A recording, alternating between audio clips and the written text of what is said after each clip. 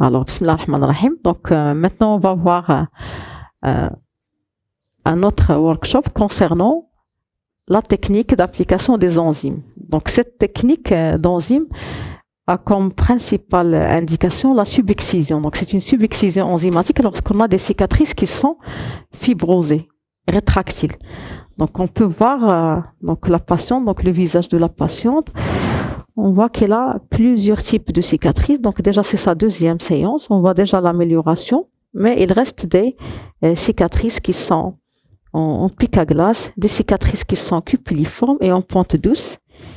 Et là, on voit une cicatrice aussi qui est cupuliforme à ce niveau-là, aussi au niveau de la zone de la marionnette. Donc, ce sont des cicatrices qui sont fibrosées, qui vont s'accentuer au cours de la cinétique du visage, notamment au cours du sourire. Voilà, donc on voit qu'il y a l'accentuation de la rétraction au cours du sourire. Ça fait merci.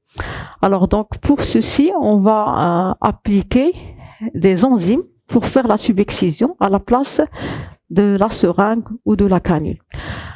Alors, déjà, la technique enzymatique, comme on le voit sur ce slide, donc pour les produits qu'on va utiliser, de BP Serum, donc on va utiliser le produit BP Serum High.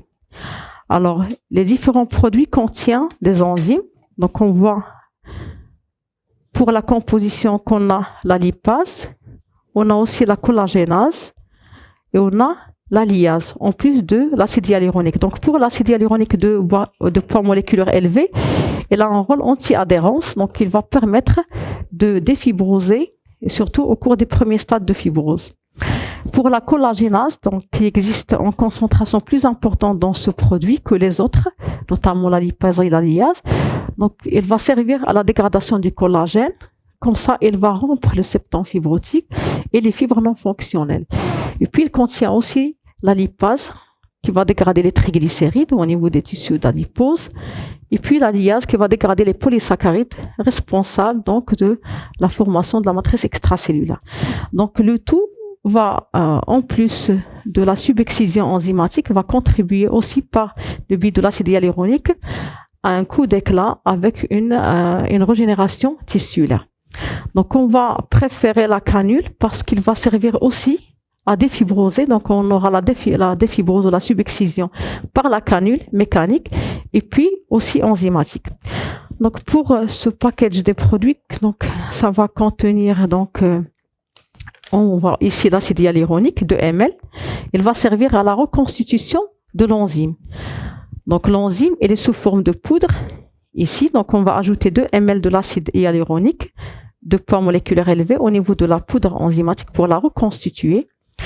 Et par la suite, on va ajouter aussi 1 ml de la lidocaïne. Ça va servir à diminuer la douleur parce que cette injection est douloureuse. Et puis là, c'est le sérum physiologique. Donc, on va diluer. Donc, pour la dilution, par exemple, au niveau des 2 jours, on va utiliser 10 cc. Ça permet d'avoir donc une bonne concentration pour cette indication. Alors, on a aussi les étiquettes qui permettent d'identifier le lot. Donc, comme ce qu'il exige, bien sûr, les recommandations pour les filaires et les injectables. Alors, maintenant, on va commencer notre travail. Donc, on va préparer les produits. Déjà, le pack contient une seringue d'insuline de 5 ml. Mais on va prendre, nous, une seringue de 20 ml. Alors, on va commencer par la reconstitution de l'enzyme. On va prendre 2 ml de l'acide hyaluronique.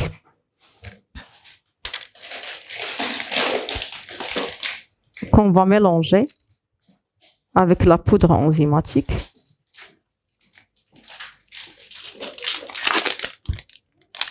Donc, on va mélanger, mais on va agiter d'une façon qui est assez régulière pour avoir un produit qui est homogène. Voilà. Puis, on va ajouter 1 ml de la lidocaïne.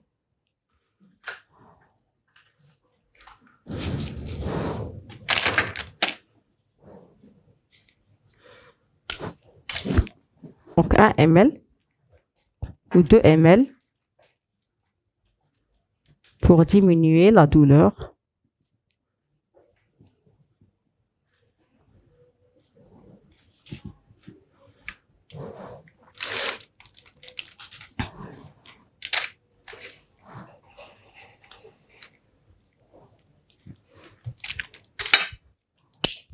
Donc, ça veut dire qu'on a 3 millilitres jusqu'à maintenant. Puis, on va prendre 10 millilitres de sérum salé.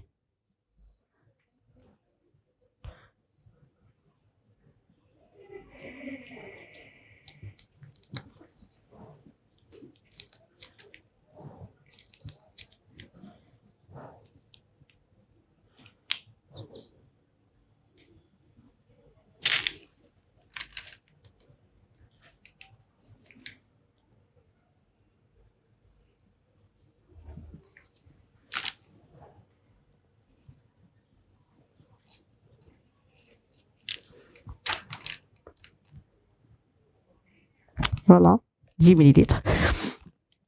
Et par la suite, on va prendre le produit,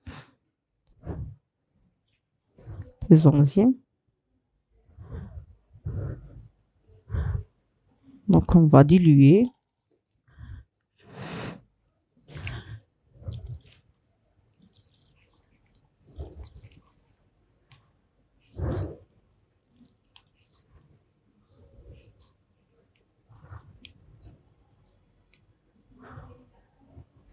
Voilà, on a pris tout le produit. On va agiter. Puis le produit est prêt pour être appliqué, injecté.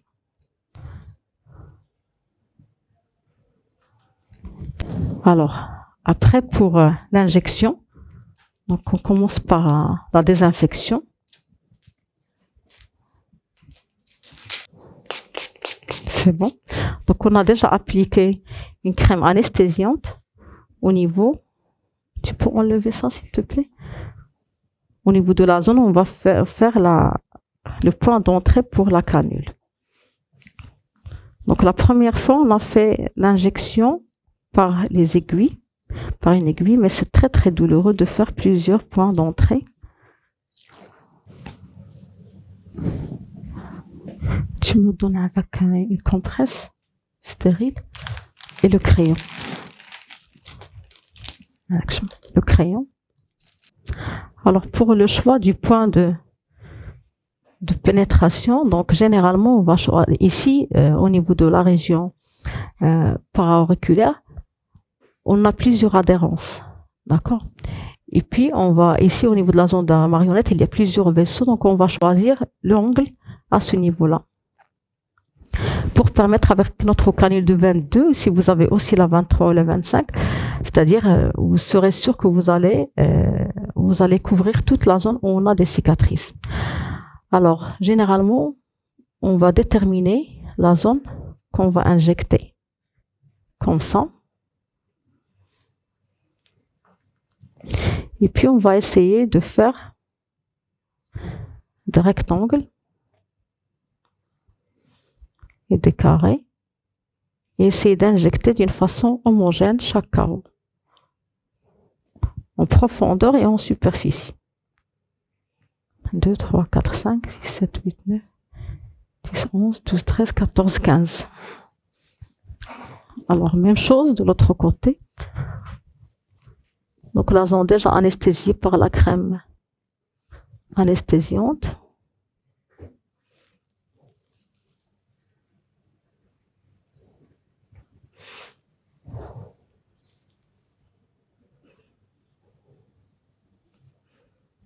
On va faire des grilles.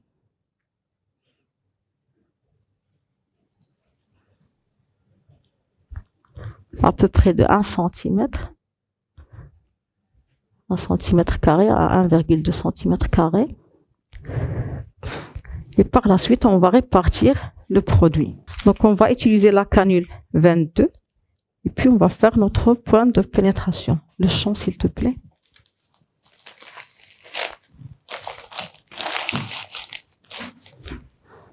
Alors, donc, le point angulaire au niveau mandibulaire est plus important pour l'injection que les autres points. Donc, on va prendre la zone qui a été déjà anesthésiée. Non, bien. Alors, pour l'emplacement de la canule, il faut choisir un emplacement qui n'est pas très superficiel et qui n'est pas très profond. Donc pour ceci, le degré d'insertion, c'est 45 degrés généralement. Et on sait qu'il y aura des adhérences, donc ça sera un peu difficile de la faire pénétrer, mais puisqu'il s'agit de la deuxième séance, ça sera plus facile que la dernière fois. Alors pour ceci, l'astuce, c'est de voir, donc on ne doit pas voir la canule, sinon on est très superficiel, et on doit arriver à la mobiliser pour être sûr qu'on n'est pas trop profond. Donc au niveau du tissu sous-cutané, graisseux, on est sûr qu'il n'y aura pas de perforation des vaisseaux. Voilà. Donc on sent déjà des adhérences qui sont subexcisées par la canule. Donc on va faire des injections qui sont rétraçantes.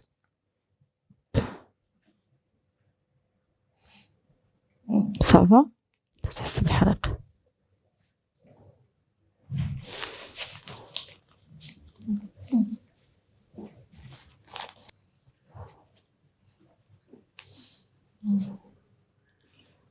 C'est douloureux تحرقي شويه ما احسن من المريفات ولا بحال احسن بزاف احسن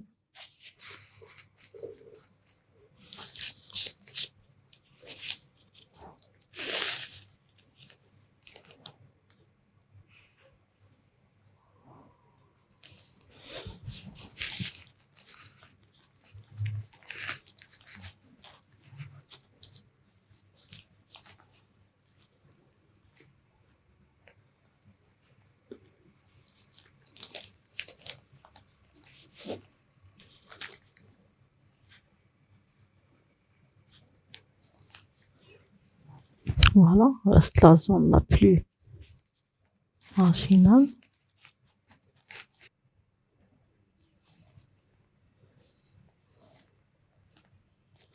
Très bien. Voilà, donc on a injecté 5 cc à ce niveau-là. Bien. Compresse s'il vous plaît.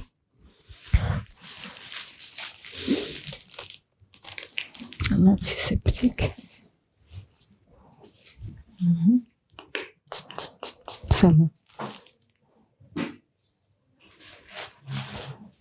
Alors l'enzyme est très fragile à une température qui est élevée, notamment plus de 40 degrés.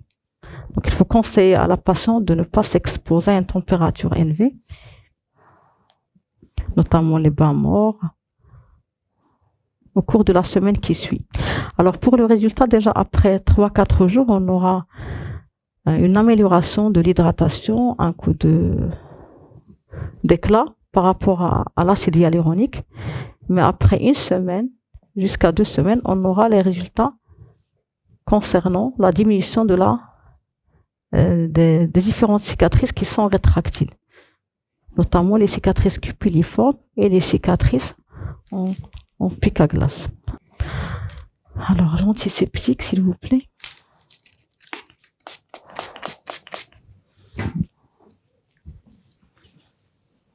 هاد البليصة مازال تحسي بها مكلخة هاد البليصة هادي. D'accord.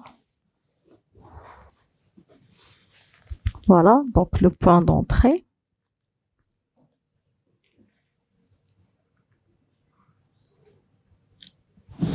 Voilà, on a laissé 5 cc pour l'autre joue.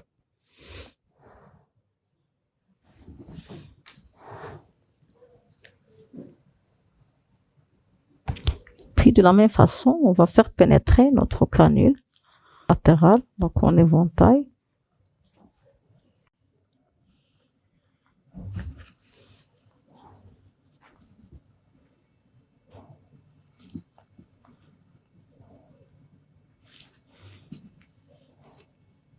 Bien, تبارك الله عليك. C'est un antiseptique.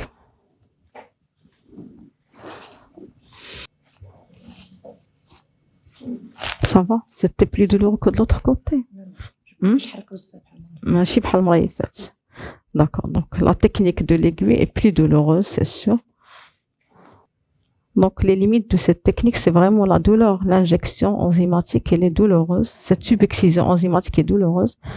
mais on peut diminuer cette douleur, bien sûr, par l'analgie verbale, par l'application de produits d'anesthésie locale au cours du point de pénétration, et puis par l'ajout de la lidocaïne, 1% jusqu'à 2%.